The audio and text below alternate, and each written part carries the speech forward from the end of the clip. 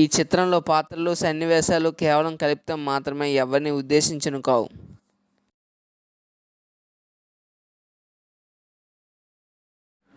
లక్ష్మి.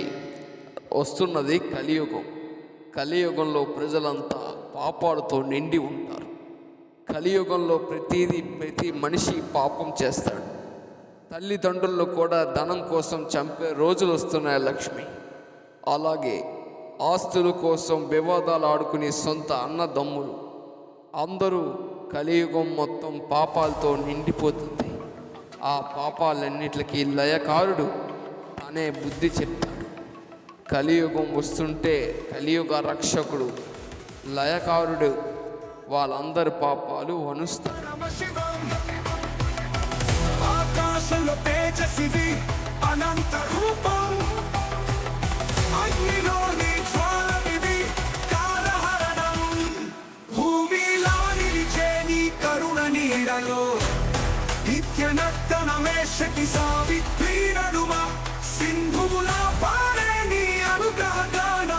శంభో శివ శంభో జగదీశ శరణం.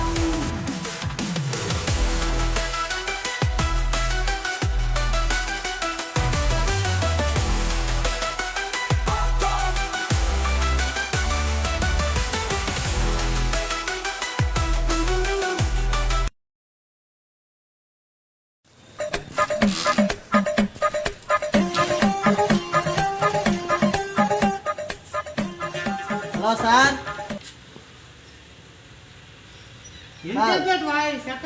ఎంత చూడాలి అలాగా సార్ డెలివరీ ఇస్తే టైం అయిపోయింది సార్. నాకు ఫోన్ చేసి ఫోన్ ఎత్తవు.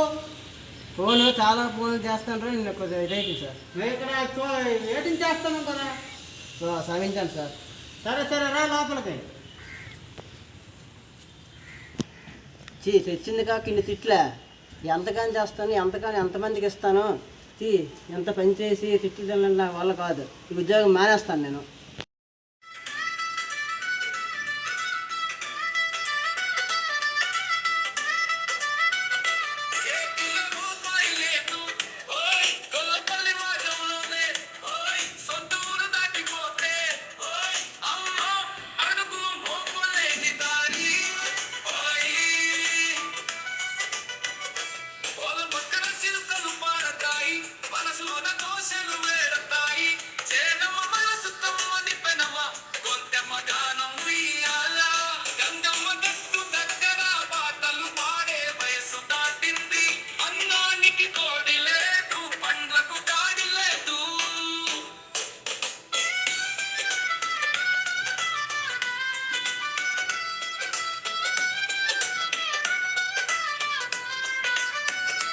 హలో మయ్య, ఎలాగున్నావు?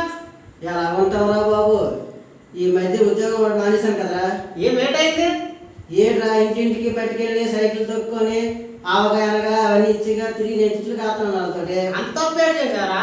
ఉదయం ఫోన్ చేస్తే అందరికి ఇసరికి మధ్యాహ్నం అవుతుంది. ఆ దగ్గర వేసరికి అక్కడ తిడతాను. ఉదయం చేస్తే ఇప్పుడు దాకా గేట్ చేశారా పక్క చెత్తనా కొడగా తిడుతున్నాడు. ఒకడా ఇద్దరు అందరూ అలాగే అంటున్నారు. అందుకే ఎంత పని చేసి ఎందుకు ఆ తిట్టలేదు. అయినా ఈశ్వరుడికి రోజు పూజ చేస్తున్నాను నేను. అలాంటి దేవుడిని నేను చూడట్లేదు. అవునవును. అందుకే ఉద్యోగం మానేశాను. మరి నా దగ్గరకు వచ్చి ఉద్యోగం ఉందా? సరే చెప్తాను, 2 రోజులు ఆగి వస్తాను. సరే సరే.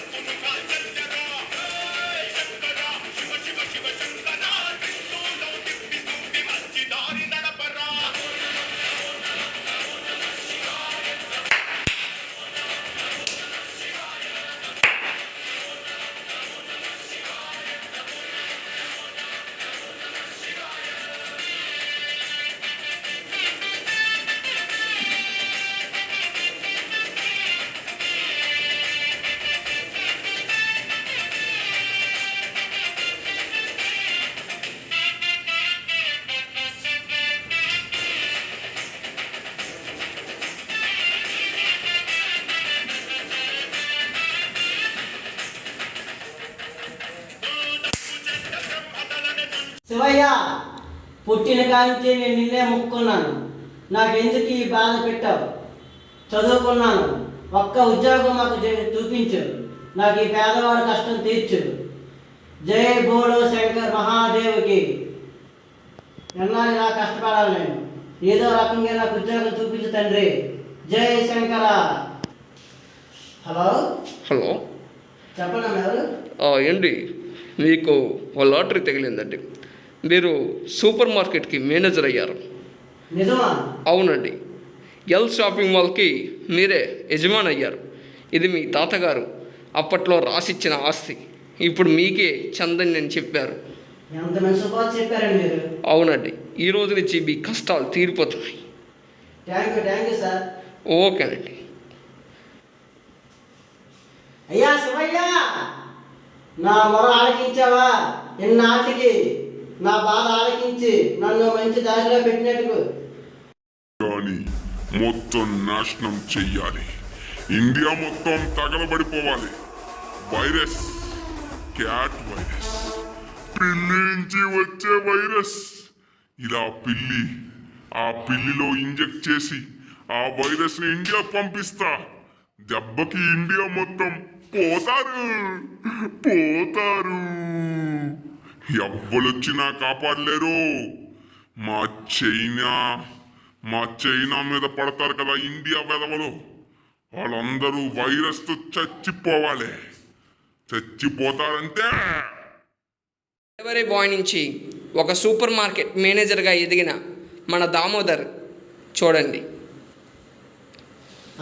అందరూ కూర్చోండమ్మా, మీతో మాట్లాడాలి.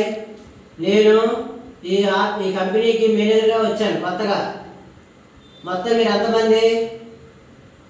30 మంది. నేను చెప్పిన ప్రకారంగా మీరు చేసుకుంటూ పోవాలి పని. నేను కూర్చోమంటే లేకపోతే లేగాలి. మనిషికి 5,000 రూపాయలు జీతం ఇస్తాను. కాకపోతే నాకు నచ్చినప్పుడు ఇస్తాను. అంతేగాని మాకు జీతం ముందే కావాలి సార్, మేము పని చేయము సార్. ఏం చెప్పు? నాకు చిన్న పని ఉండి వచ్చాను మీ దగ్గరికి. ఏంటో పని? నాకు 50,000 కావాలయ్యా. ఎందుకు? మా కూతురు పేరు 2 రోజులేనయ్యా.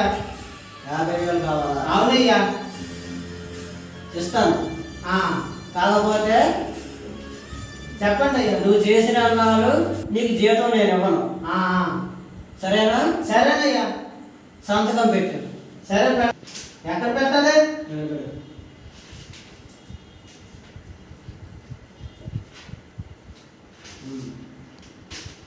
క్యాబిన్ రూమ్కి వచ్చి 50,000 తీసుకుని వెళ్ళు. ఎప్పుడు రావాలయ్యా? చెప్తాను. నాకు కొద్దిగా అర్జెంట్ అయ్యా. ఇప్పుడే ఇస్తాను రా. అడగనయ్యా. మీతో మాట్లాడిస్తే నేను ఎట్టినప్పుడే చేస్తాను. సరేనయ్యా. ఓకే, వెళ్ళు, పని చూసుకెళ్ళి. ఓకే అయ్యా, వస్తానయ్యా. ఎర్రి నా కొడుకులు, లేబర్ నా కొడుకులు 50,000 అడిగాడు. ఎర్రి నా కొడుకులు, లేబర్ నా కొడుకులు 50 అప్పు అడిగాడు. 2 లక్షల రూపాయలు చెక్కు మీద సంతకం పెట్టాడు పేపర్ మీద. ఆడు జీవితాంతం పనిచేసినందుకు నేను శాలరీ ఇవ్వక్కర్లేదు. ఈడే కాదు, ఎవ్వరు అడిగినా.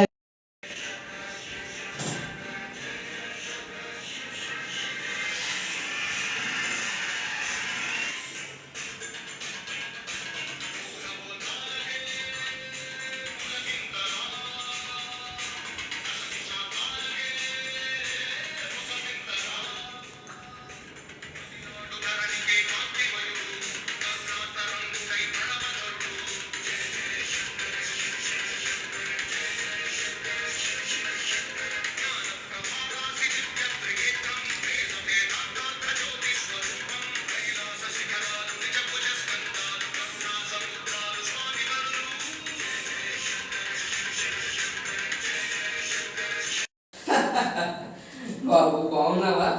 ఎవరయ్యా నువ్వు? లోపలికి ఎలా వచ్చావు? దామోదర, గాబర పడుతుంది దామోదర. నా పేరు నీకెలా తెలుసు? నాకు అన్నీ తెలుస్తాయి. వ్యాపారం బాగా అవుతుందా?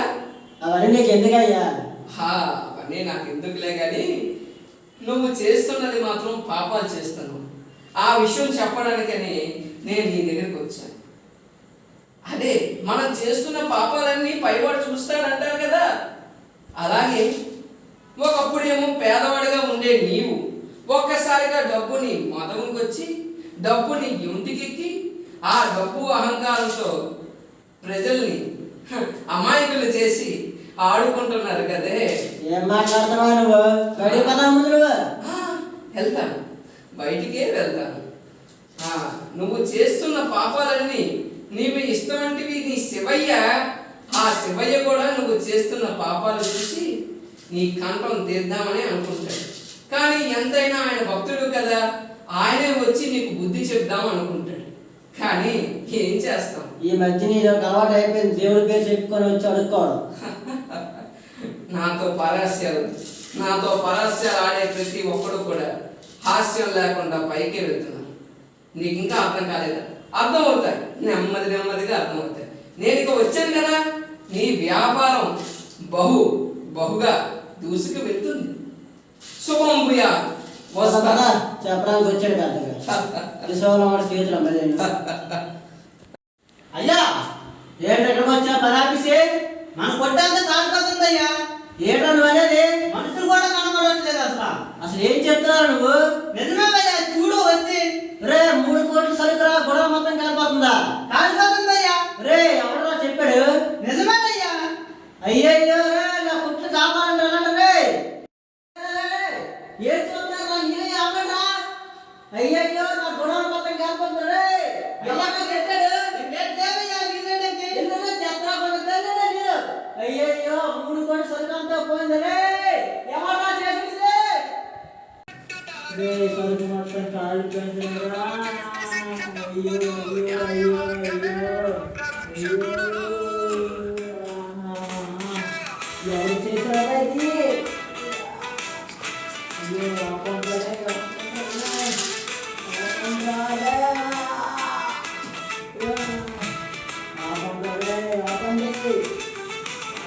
ఎవరైనా పాపము చేస్తే నీలాకాశం చూస్తూ నిన్ను చూస్తే నువ్వు చేసిందే నీ వెనకాలే. దామోదర, అయ్యా ఎవరయ్యా నువ్వు? మిమ్మల్ని తిట్టిన అంచనా ఇదంతా జరుగుతుంది. అసలు ఎవరయ్యా? నన్ను తిట్టిన దగ్గర నుంచే కాదు నాయన, నువ్వు చేసుకున్న పాపమే ఈ రోజు నీ కళ్ళ ముందు ఇలా తిరిగింది. మనం మీ మనుషుల జాతి అంతా మీరు ఏది చేస్తే అదే మీ ముందుకు వస్తుంది. మీరు పాపం చేశారనుకోండి, ఆ పాపం మీ ముందు ఇలా వస్తుంది. అదే మీరు మంచి చేస్తే ఆ మంచే మీకు కనిపిస్తుంది. కలియుగం మొత్తం ఇలాగే పాపాలు అవుతుంది. ఎందుకు నేనెవరో తెలుసా? ఎవరయ్యా నువ్వు? సరే, నా లోకాన్ని చూస్తావా మరి?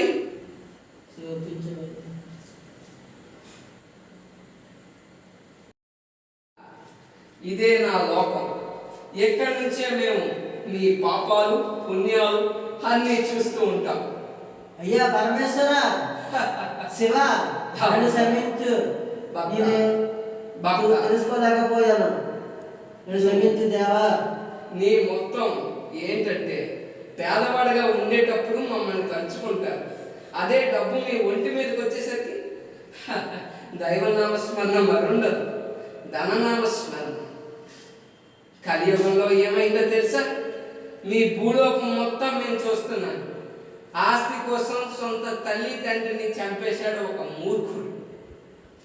నిజమే, ఒక మూర్ఖుడు తన తల్లి తండ్రిని ఆస్తి కోసం చంపేశాడు.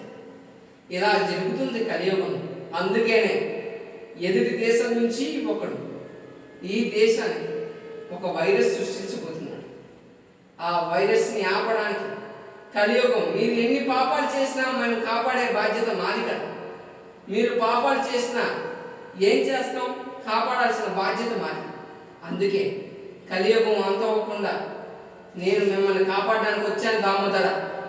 శివ శివ, ఇక్కడి నుంచి నాకు బాగా బుద్ధి వచ్చింది. బాగా బతుకుతూ ఉంటాను. ఇక నుంచి పాపాలు చేయకూడదు. పాపాలు చేస్తే మీకు మహమ్మారి వైరస్ మరిన్ని వస్తాయి. ఇప్పుడు జరగబోయేది మహాప్రళయ విలయం. ఈ మహాప్రళయ విలయంలో చాలా మంది చనిపోతున్నారు పాపాలు చేసినందున వల్ల. నీవు కూడా మరణించబోతున్నావు దామోదర. శివ మా తిరిగి పరేషన్ లేదా? లేదు, పాపాలు నిండి నూరయ్యే ఏమీ చేయలేని పరిస్థితి. కాబట్టి నీవు వైరస్తో చనిపోతావని గ్రంథంలో రాసి ఉంది. ఏమీ చేయలేని పరిస్థితి నాయన. మిమ్మల్ని కాపాడాలి, ఆ వైరస్ని అంతం చెయ్యాలి. కానీ కొందరు మాత్రం మీలా చనిపోతున్నారు. క్షమించు. ఇప్పుడు ఆ మహమ్మారి వైరస్ని నేను చేసే పాపానికి నాకు ఈ శిక్ష అనుభవించుతున్నావు. నేను అనుభవించాల్సి వస్తుంది. శివ శివ ఓం నమ శివాయ. ఆహా, ఎంత సంతోషంగా ఉంది. వైరస్ ఇండియాకు తెప్పించినంత చాలా సంతోషంగా ఉంది.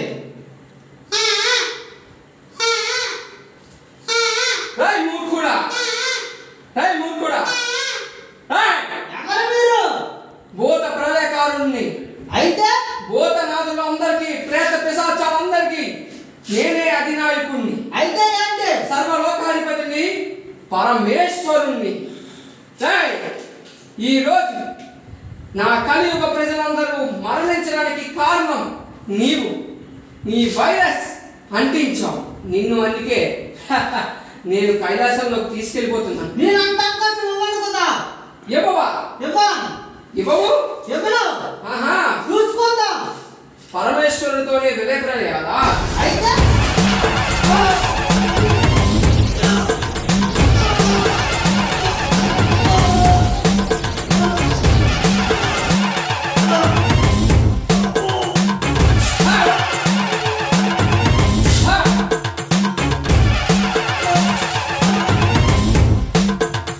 తప్పు చేస్తే మళ్ళీ మేము చూసుకోమంటా.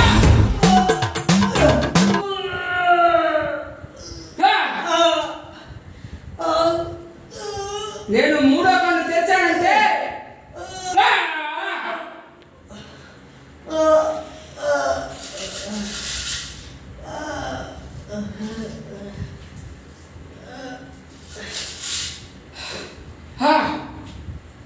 ఇక పాపాలు పుణ్యాలు అన్నీ మేము చూస్తాం. పాపాలు చేసి పూజలు చేస్తారు కొందరు. పాపాలు చేస్తే ఆ శిక్ష ఎంతటి వాడికైనా